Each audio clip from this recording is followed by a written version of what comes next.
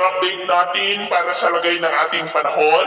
Ngayong umaga po ng June 27, 2024 na kung saan sa ngayon ay ang LPA nating minomonitor ay nandiyan na po sa Central Visayas, particular na po dyan sa may Tagbilaran na nagtutulot ngayon ng mga isolated rains mula po sa ilang bahagi ng Southern Luzon, Visayas at Mindanao na sinatabayan rin yan ng pag-iral ng Intertropical Convergence Zone at ng mga localized thunderstorm at ang easterlies po sa silangan ng Luzon. Patuloy pa rin po na magpapaulan ang LPA na ito dito sa ating bansa hanggang mamayang gabi, lalo na po sa western section ng Luzon at Visayas. At bukas, posibleng nandyan na po yan sa may West Philippine Sea, palayo at papanabas na sa ating area of responsibility.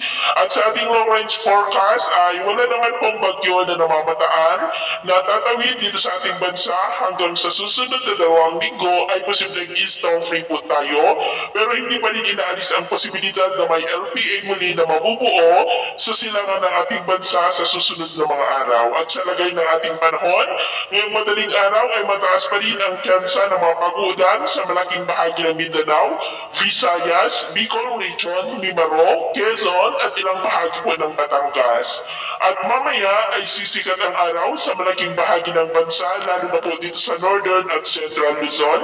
Pero dahil po sa LPA at mga localized thunderstorm ay maulam ang kalangitan with isolated rain sa ilang bahagi ng Calabarzon, Bicol Region, Mimaropa, malaking bahagi ng Visayas at Mindanao. At mamayang hapon, mas maraming lugar muli dito sa ating bansa ang makakaranas ng maulam na kalangitan with isolated light to heavy rains. Kaya mag-ingat pa rin po tayo sa posibleng banta ng mga pagbaha at pagguho ng lupa. At sa atin naman pong mabaybayin, matataas po ang mga alon sa may Eastern Visayas na ang mga alon ay posibleng aabot hanggang po sa 2.2 to 2.5 meters high. Kaya iwasan muna natin ang papalaot dyan po sa mga may kulay pula para mas makaiwas sa mga sakunang pangkaragatan.